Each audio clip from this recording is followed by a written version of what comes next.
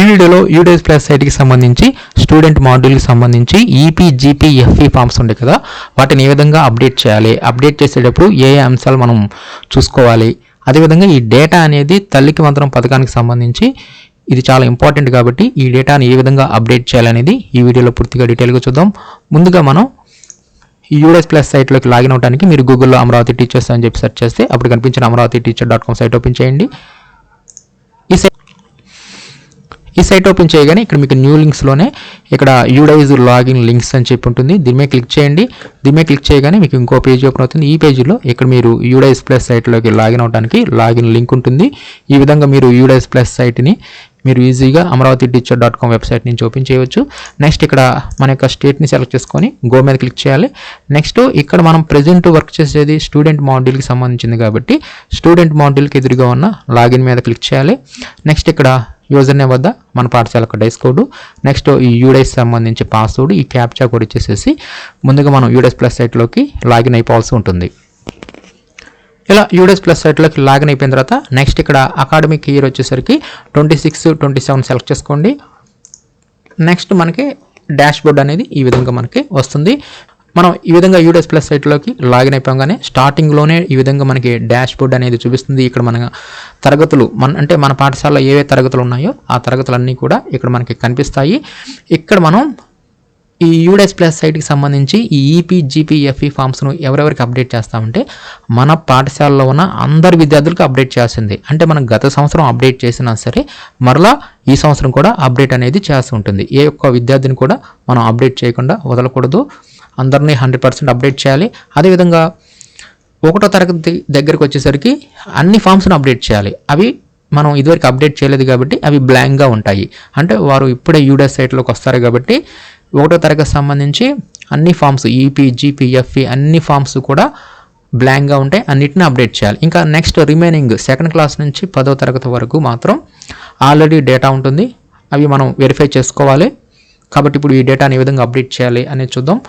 ముందుగా ప్రతి తరగతికి ఎదురుగా ఇక్కడ మీకు యారోస్ ఉంటాయి కదా, ఈ యారోస్ మీద క్లిక్ చేయగానే ఇక్కడే మీకు వ్యూ మేనేజ్ అని చెప్పి యాక్షన్ కింద కనిపిస్తుంది అనమాట. ప్రతి తరగతికి ఎదురుగా ఈ వ్యూ మేనేజ్ మీద క్లిక్ చేయండి. ఇలా క్లిక్ చేయగానే ఇక్కడ మనకి ఇక్కడ ఫామ్స్ ఇక్కడ కనిపిస్తాయి. జీపీ ఈపీ ఎఫ్పి అదేవిధంగా ఎస్ఎఫ్ఓ ఈ విధంగా 4 రకాల ఫామ్స్ కనిపిస్తాయి. కొన్ని రకాల హై స్కూల్స్కి 5 రకాల ఫామ్స్ కనిపిస్తాయి. ఇక్కడ ముందుగా ఈ జీపీ ఫామ్ని అప్డేట్ చేయండి. ఇలా అప్డేట్ చేస్తే గ్రీన్ కలర్లోకి వస్తుంది. ఆల్రెడీ జీపీ ఫామ్ని ఇదివరకు అప్డేట్ చేసి ఉన్నట్లయితే మరలా దాన్ని మీరు అప్డేట్ చేయాల్సిన అవసరం లేదు, నో ప్రాబ్లం. ఒకవేళ వెరిఫై చేయాలనుకుంటే ఈ జీపీ మీద క్లిక్ చేయండి. ఇప్పుడు నెక్స్ట్ ఈ జీపీ ఫామ్లో ఉన్న డేటా మొత్తం ఒకసారి వెరిఫై చేసుకోండి. అంతా ఓకే అనుకుంటే, అంటే అక్కడ మొబైల్ నెంబర్ చాలా ఇంపార్టెంట్. ఎందుకంటే ఆ మొబైల్ నెంబర్కే నెక్స్ట్ స్టూడెంట్ అంటే లీప్ యాప్లో స్టూడెంట్ లాగిన్ అవ్వాలంటే ఆ మొబైల్కే ఓటీపీ వస్తుంది. అదేవిధంగా ఈ స్టూడెంట్ కిట్స్కి సంబంధించి కూడా ఓటీపీ కూడా ఆ మొబైల్కే వస్తుంది. కాబట్టి ఈ యూడైజ్లో మొబైల్ నెంబరు కరెక్ట్గా లేటెస్ట్ది అప్డేట్గా ఉండేటట్టు చెక్ చేసుకోండి. ఇంకా రిమైనింగ్ వివరాలు కూడా విద్యార్థి యొక్క పేరు కానీ ఆధార్ నెంబర్ కానీ అవన్నీ ఇదివరకు ఇచ్చినవి కరెక్ట్గా ఉండేలేదో ఒకసారి చూసుకోండి. ఈ జనరల్ ప్రొఫైల్ అనేది ఓకే అనుకుంటే సేవ్ మీద క్లిక్ చేయండి. ఈ విధంగా జనరల్ డేటా అప్డేటెడ్ సక్సెస్ఫుల్ అని చెప్పి వస్తుంది. తర్వాత మీరు నెక్స్ట్ ఫామ్లోకి వెళ్ళడానికి ఇక్కడ నెక్స్ట్ అని ఉంటుంది. ఈ నెక్స్ట్ మీద క్లిక్ చేయండి. ఇలా నెక్స్ట్ మీద క్లిక్ చేయగానే ఆటోమేటిక్గా మీరు నెక్స్ట్ ఫామ్లోకి వెళ్ళిపోతారు. ఇది 1st క్లాస్ సంబంధించి విద్యార్థికి సంబంధించింది కాబట్టి బ్లాంక్గా వస్తుంది అనమాట. కంపల్సరీగా 1st క్లాస్ వాళ్ళకి మాత్రం ఇదివరకే యూడైజ్లో వారు ఉండరు కాబట్టి ఈ 2nd ఫామ్ నుంచి అన్ని బ్లాంక్గా ఉంటే అన్నిటిని కంపల్సరీగా అప్డేట్ చేయాలి. ఇంకా మిగతా వారికి మాత్రం ఆల్రెడీ డేటా ఉంటుంది. ఆ డేటాను ఒకసారి వెరిఫై చేసుకుంటే సరిపోతుంది. ఇక్కడ ఇది 2nd వచ్చేసరికి ఎన్రోల్మెంట్ ప్రొఫైల్. దీంట్లో ఇక్కడ అడ్మిషన్ నెంబర్ ఇక్కడ ఎంటర్ చేయాలి. Next admission date, class, section, next medium ఇక్కడ విద్యార్థికి సంబంధించి మీడియంని సెలెక్ట్ చేసుకుంటాము. నెక్స్ట్ లాంగ్వేజ్ గ్రూప్ స్టడీడ్ వద్ద ఇక్కడ ఆటోమేటిక్గా వచ్చేస్తుంది. వీటిని సెలెక్ట్ చేసుకోండి. నెక్స్ట్ ఇక్కడ సబ్జెక్ట్స్ అదర్ దెన్ లాంగ్వేజ్ అని చెప్పి ఇక్కడ ఆ విద్యార్థికి సంబంధించి సబ్జెక్ట్స్ ఇక్కడ సెలెక్ట్ చేసుకోమని ఉంటుంది. ఇక్కడ ఆ విద్యార్థికి సంబంధించి సబ్జెక్ట్స్ సెలెక్ట్ చేసుకోవాలి. ఇక్కడ ప్రైమరీకి సంబంధించి ప్రైమరీ సబ్జెక్ట్స్ వస్తాయి, హై స్కూల్కి సంబంధించి హై స్కూల్ సబ్జెక్ట్స్ వస్తాయి. ఈ విధంగా సబ్జెక్ట్స్ని సెలెక్ట్ చేసుకుంటారు. నెక్స్ట్ ఇక్కడ కో కరిక్యులర్ సబ్జెక్ట్స్ ఇవి కూడా ఏ పాఠశాలలో అయినా ఉన్నట్లయితే వీటిని సెలెక్ట్ చేసుకోండి. లేదంటే బ్లాంక్గా వదిలేసేయండి. ఇక్కడ మీకు ఏది ఇవ్వాలి డేటా, ఏది ఇవ్వకూడదు అనేది మీకు క్లారిటీగా కరెక్ట్గా తెలియాలనుకోండి, ఒకసారి మీరు సేవ్ మీద క్లిక్ చేయండి. ఇలా సేవ్ మీద క్లిక్ చేయగానే మీకు అన్ని రిక్వైర్డ్ అని చెప్పి అడుగుతాయి అన్నమాట. ఇలా రిక్వైర్డ్ అని చెప్పి ఉన్నవన్నీ కంపల్సరీ ఇవ్వాలి డేటాని. ఇంకా రిమైనింగ్ అన్నీ ఆప్షనల్ అని అర్థం. అంటే ఆప్షనల్ అంటే అవి ఇచ్చినా ఇవ్వకపోయినా ఫామ్ అనేది సేవ్ అవుతుంది. ఒకవేళ మీకు అప్లికబుల్ అయితే మాత్రం ఆ డేటాని ఇవ్వండి. ఇంకా రిమైనింగ్ అన్నీ కూడా ఇక్కడ మీకు అప్లికబుల్ అయితేనే ఇక్కడ మీకు అవి ఓపెన్ అవుతాయి, లేదంటే డిజేబుల్లో ఉంటాయి. ఇది పాఠశాల నుంచి పాఠశాలకి ఈ ఫామ్ అనేది మారుతుంది. ఎవరికైతే అప్లికబుల్ అవుతాయో వారికి మాత్రమే ఈ ఫీల్డ్స్ అనేవి ఓపెన్ అవుతాయి. ఇంకా రిమైనింగ్ మాత్రం అవి డిజేబుల్లో ఉంటాయి అన్నమాట. ఈ విధంగా మనకు కావాల్సిన మనకి అప్లికబుల్ అయిన డేటాని ఈ సెకండ్ ఫామ్లో ఎన్రోల్మెంట్ ప్రొఫైల్లో ఇచ్చేసిన తర్వాత ఫైనల్గా సేవ్ మీద క్లిక్ చేయాలి. ఇలా మనం సేవ్ మీద క్లిక్ చేయగానే ఎన్రోల్మెంట్ డేటా సేవ్డ్ సక్సెస్ఫుల్లీ అని చెప్పి ఈ విధంగా వస్తుంది. ఇక్కడే మనకి నెక్స్ట్ అని ఉంటుంది. ఈ నెక్స్ట్ మీద క్లిక్ చేయగానే నెక్స్ట్ ఆటోమేటిక్గా మూడో ఫామ్ ఫెసిలిటీ ప్రొఫైల్ ఎఫ్పి ఫామ్లోకి ఆటోమేటిక్గా ఇక్కడ వచ్చేస్తుంది అనమాట. దీంట్లో కూడా మనం అప్లికబుల్ అయిన డేటాని ఇక్కడ మనం సెలెక్ట్ చేస్తాము.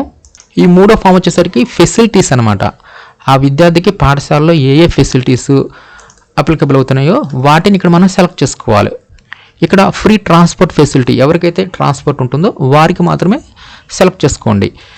అది ఎస్కార్ట్ కానీ ఈ విధంగా వారికి అప్లికబుల్ అయినవి మాత్రమే సెలెక్ట్ చేయండి. ఇక రిమైనింగ్ వదిలేసేయండి. నెక్స్ట్ ఈ కూడా అంతే. ఈ ఎన్సిసి కానీ ఎన్ఎస్ఎస్ కానీ ఇవన్నీ అప్లికబుల్ అయితేనే, మీ పాఠశాలలో అప్లికబుల్ అయితేనే సెలెక్ట్ చేసుకోండి. నెక్స్ట్ ఇక్కడ స్టూడెంట్ హైట్స్ వెయిట్స్ ఇవి కూడా ఇవ్వాలన్నమాట. నెక్స్ట్ ఇక్కడ 4.3.6లో ఇక్కడ ఆ విద్యార్థి యొక్క ఇంటి నుంచి పాఠశాల ఎంత దూరంలో ఉందనేది ఇక్కడ మనం సెలెక్ట్ చేసుకోవాల్సి ఉంటుంది. అంటే ఇక్కడ విద్యార్థి చదివే పాఠశాలే కాదు, ఆ విద్యార్థి యొక్క ఇంటి నుంచి ఏ పాఠశాల అయినా సరే. అంటే ఇక్కడ <1 అని ఇచ్చారంటే ఆ విద్యార్థి యొక్క ఇంటి నుంచి <1 కిలోమీటర్ దూరంలో ఏ పాఠశాల కూడా లేదని అర్థం. అదే బిట్వీన్ 1-3 అని ఇచ్చారనుకోండి, 3 కిలోమీటర్ల లోపు ఆ విద్యార్థికి ఏ పాఠశాల అవైలబుల్గా లేదని అర్థం. అలా ఉన్నవారికి మాత్రమే ప్రజెంటు ఈ ట్రాన్స్పోర్ట్ అలవెన్స్ శాంక్షన్ చేశారు. కాబట్టి ఇక్కడ విద్యార్థి యొక్క ఇంటి నుంచి పాఠశాల ఎంత దూరంలో ఉంది అనేది ఇక్కడ మనం సెలెక్ట్ చేసుకోవాల్సి ఉంటుంది. నెక్స్ట్ ఇక్కడ హైయెస్ట్ ఎడ్యుకేషన్ లెవెల్ అనమాట. ఇక్కడ ఫాదర్ మదర్కి సంబంధించి ఎడ్యుకేషన్ లెవెల్ని ఎంత అయితే ఏదైతే అప్లికబుల్ అవుతుందో దాన్ని సెలెక్ట్ చేసేసుకోవాలి. ఈ విధంగా ఈ డేటా ఇచ్చిన తర్వాత కూడా ఫైనల్గా మనం సేవ్ చేయడానికి సేవ్ మీద క్లిక్ చేయండి. ఇలా సేవ్ మీద క్లిక్ చేయగానే facility data has been saved successfully అని ఈ విధంగా వస్తుంది. తర్వాత మనం నెక్స్ట్ మీద క్లిక్ చేయాలి. అప్పుడు ఆటోమేటిక్గా 4th ఫామ్ స్టేట్ స్పెసిఫిక్ ఫామ్లోకి వెళ్ళిపోతాము. ఇది చాలా ఇంపార్టెంట్ అనమాట. అంటే తల్లికి వందనం పథకానికి సంబంధించి దీంట్లో ఉన్న ఆధార్ నెంబర్లే చాలా ఇంపార్టెంట్. దీంట్లో ఉన్న డేటానే తీసుకుంటుంది అనమాట. అంటే కొంతమంది విద్యార్థులకు ఈ మదర్ ఆధార్లు కానీ ఇవి తప్పుగా ఉన్నాయి. దాని మూలన ఈ పథకానికి సంబంధించి ఒకరికి పడాల్సిన డబ్బులు ఇంకొకరికి పడిన సందర్భాలు కూడా ఉన్నాయి. కాబట్టి అలాంటి విద్యార్థులకు కూడా ఇప్పుడు మనం ఆధార్ని ఇక్కడ మనం ఎడిట్ అనేది చేసుకోవచ్చు. అదేవిధంగా 1వ తరగతి విద్యార్థులు కూడా కంపల్సరీగా ఈ ఫాదర్ ఆధారు, మదర్ ఆధారు, ఒకవేళ గార్డియన్ అని చెప్పి ఉంటే గార్డియన్ అని చెప్పి ఈ ఆధార్ని కూడా మనం కరెక్ట్గా సెలెక్ట్ చేసుకోవాలి. ఇక్కడ ఈ డేటాని ఇచ్చేటప్పుడు ఇక్కడ పేరెంట్, గార్డియన్, ఆర్ఫాన్ అని చెప్పి 3 ఆప్షన్స్ ఉంటాయి. ఈ ఆర్ఫాన్ వచ్చేసరికి ఆ విద్యార్థికి ఎవరు లేకపోతే ఆర్ఫాన్ పాఠశాలలో కనుక చదువుతుంటే ఇక్కడ ఆర్ఫాన్ అని చెప్పి సెలెక్ట్ చేసుకుంటారు. నెక్స్ట్ పేరెంట్ ఆధార్ డీటెయిల్స్లో ఇక్కడ మదర్ది అడుగుతుంది, ఫాదర్ది అడుగుతుంది. ఇక్కడ మదర్ కనుక లేకపోతే ఇక్కడ మనం ఇక్కడ సెలెక్ట్ చేయకూడదు. సెలెక్ట్ చేయకుండా బ్లాంక్గా వదిలేసేయండి.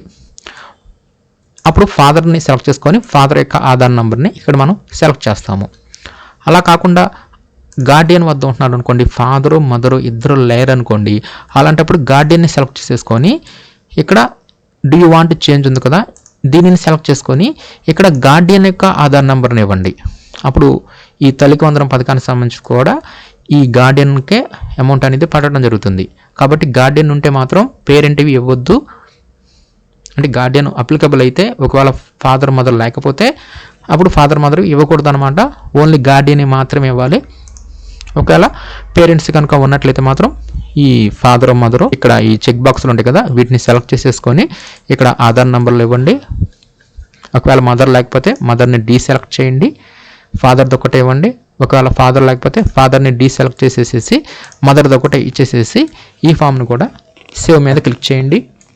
ఈ విధంగా ఈ ఆధార్ వివరాలు ఇచ్చిన తర్వాత సేవ్ మీద క్లిక్ చేస్తే ఈ డేటా అనేది సేవ్ అవడం జరుగుతుంది. అదేవిధంగా కొంతమంది అంటే ఫస్ట్ క్లాస్ విద్యార్థులకు తల్లికి వందనం పథకంకి ఇంకా అమౌంట్ వేయలేదు కాబట్టి ఇప్పుడు మనం ఇచ్చే డేటాను ప్రకారమే వారికి నెక్స్ట్ ఫేజ్లో అంటే సెకండ్ ఫేజ్లో తల్లికి వందనం పథకానికి సంబంధించి అమౌంట్ అనేది పడటం జరుగుతుంది. కాబట్టి ఇక్కడ ఫస్ట్ క్లాస్ విద్యార్థులకు మాత్రం ఇక్కడ ఫాదర్ ఆధార్ కానీ మదర్ ఆధార్ కానీ లేదంటే గార్డియన్ ఆధార్ నెంబర్ కానీ ఇవి కరెక్ట్గా ఉండేటట్టు చూసుకోండి. ఈ డేటానే నెక్స్ట్ పథకానికి లింక్ అవ్వడం జరుగుతుంది. కాబట్టి ఈ 4th ఫామ్ అనేది స్టేటస్ స్పెసిఫిక్ ఫామ్ అనేది చాలా ఇంపార్టెంట్.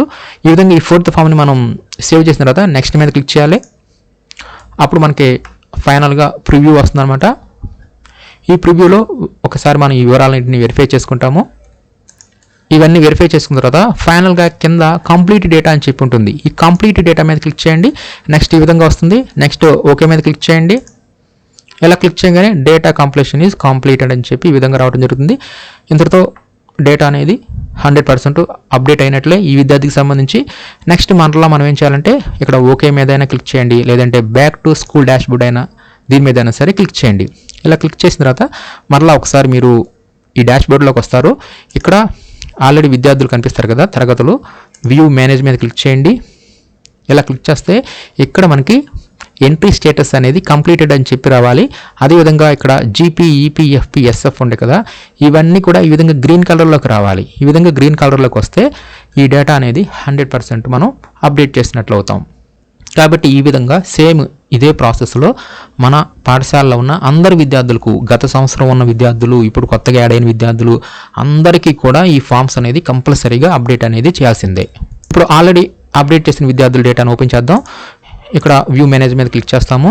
ఇలా క్లిక్ చేసిన తర్వాత ఇక్కడ ఆల్రెడీ అప్డేట్ చేసిన విద్యార్థులకు సంబంధించి ఈ విధంగా వస్తాయి కదా. దీంట్లో మనం ఫస్ట్ది జీపీ ఫామ్ గ్రీన్లో ఉంటే అది అప్డేషన్ అనేది మీరు చేయాల్సిన అవసరం లేదు. ఒకసారి వెరిఫై చేయాలనుకుంటే చేసుకోండి. నెక్స్ట్ ఈపీ మీద క్లిక్ చేయగానే ఇక్కడ ఆల్రెడీ డేటా ఉంటుంది. దీంట్లో మీరు ఒకసారి సేవ్ మీద క్లిక్ చేయండి.